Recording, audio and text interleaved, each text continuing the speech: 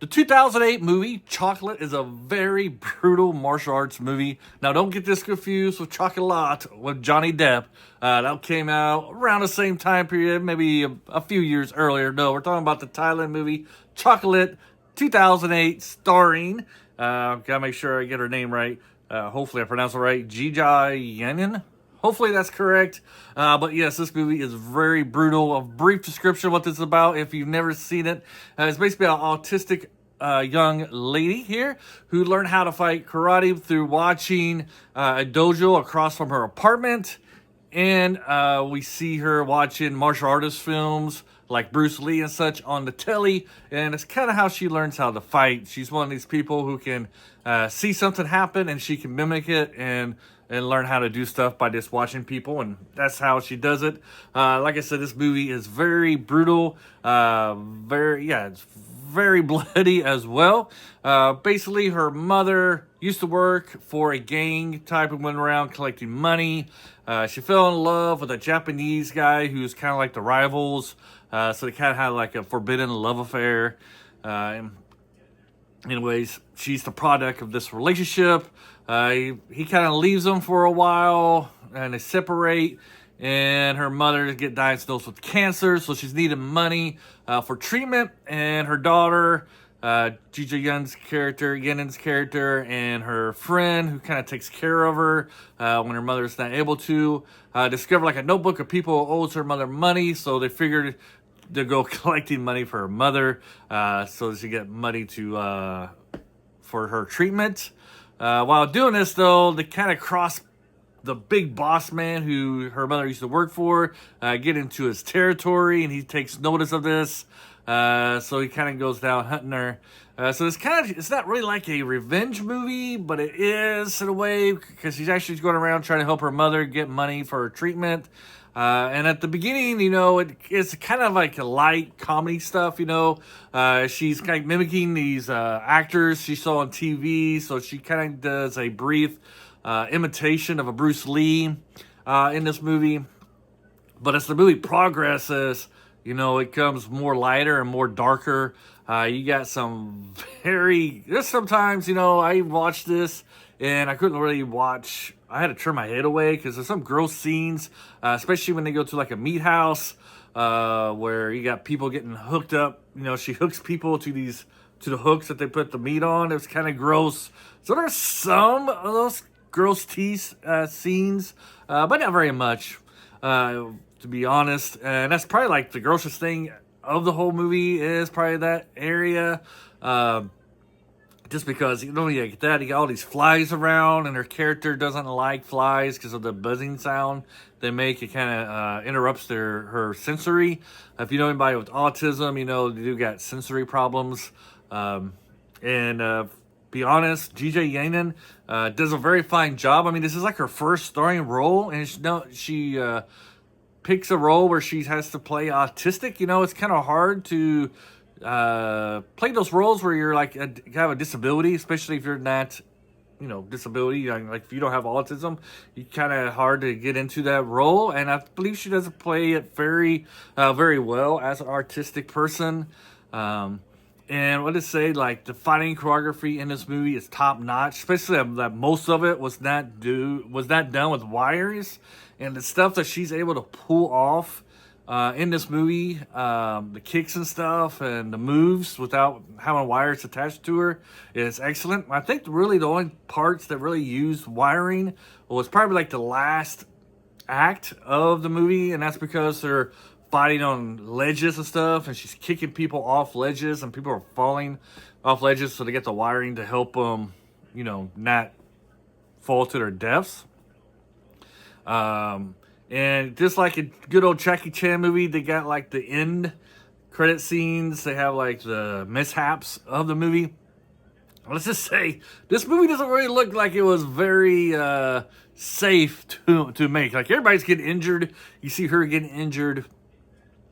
It just looks very brutal. Usually, even when Jackie Chan is showing his movies, his mistakes and how he gets hurt and stuff like that, you can kind of tell like he took like the proper precautions to limit these accidents and try to limit the injuries. This movie though is like, did you guys take any precautions, or are you just going with the flow? Because some of these injuries they had, it looked like they could have been preventable. Very rough. It was very rough, and you can see it in the movie itself that they're not really holding back. I mean, I think a lot of these kicks and punches they're doing are like really landing.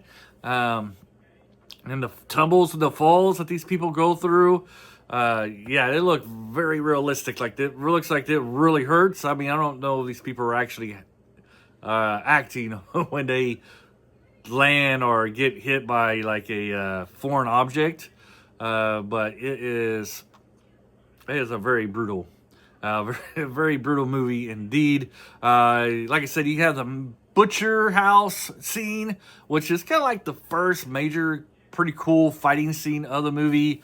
Like I said, she's using, like, she puts people on hooks, like somebody's ankle goes through a hook. She kicks somebody and goes back and through a knife or something. That's probably like the most brutalist part of the movie is the butcher scene, and it just kind of builds. Like each fighting scene gets better and better throughout the movie. It's very good. Like I said, it's a very good martial artist scene. There's Jeeja Yanin being her first movie, and you know, she did a few movies when she was younger, and you could see that she was going to be like the next big martial artist. You know, could have had the potential of being bigger than Michelle Yeoh. I always mispronounce her name, but you know what I'm talking about, the Hong Kong Chinese actress from the James Bond movie World's Not Enough, Crouching Tiger, Hidden Dragon, Super Cop. You know, Yeoh is how you spell her last name. Yeoh is how you spell her last name. You know, she was going to be that big. Then she kind of went away for a while, but I think again she's making movies once more. But she's terrific in this one. It's things that she's able to do, like I said, without having wires attached to her. There's this one kick where right before like the final climactic battle, where she kind of jumps up in the air, she spins, and then she's able to, the guy's bending over, so she jumps up, she spins, and right before she lands on her side back, she throws a kick, and is able to get him in the face. Was like perfectly done. Was great.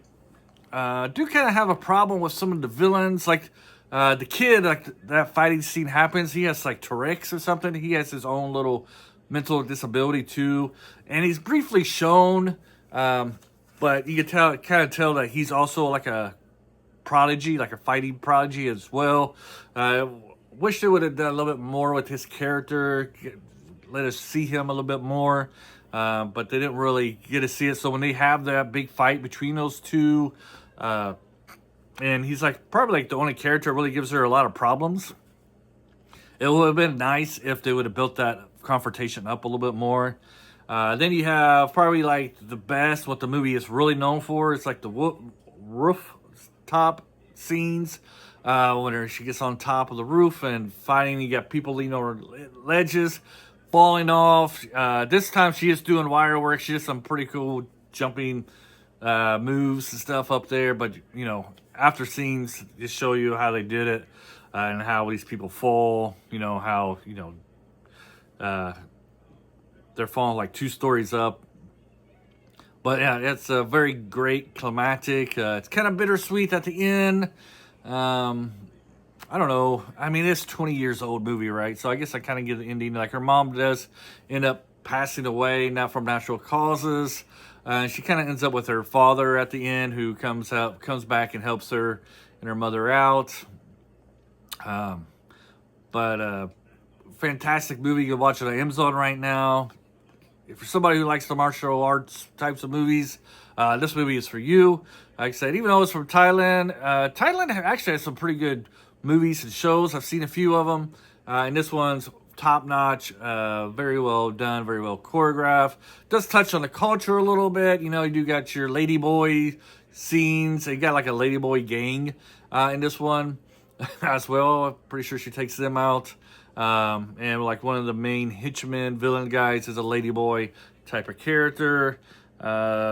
just checking my notes, see anything else I wanted to talk about. Fighting for stunts. Like I said, the stunts were really good. Yeah, a little bit. The only thing else I didn't really want to touch upon really is like the supporting cast could be a little bit better. Like she does have like a protector friend type, but he's kind of there. It'd be nice if maybe he was like the comedy, but that's American television. American, you always got the tough guy, and you always got like the comic relief person. When I watched this, I thought he was going to be like the comic relief person. He really wasn't. But he was just the kind of person who kind of watches over her, make sure she didn't get in trouble, and people didn't take advantage of her. But overall, fantastic story, great action scenes. Definitely something you should watch if you haven't had a chance yet. And if you're around at 11 minutes, thank you very much. Hey, go ahead and subscribe. And I cover action movies. I cover all kinds of stuff on this channel. Anyways, hopefully you guys have a great day and you enjoy this. And until next time, bye.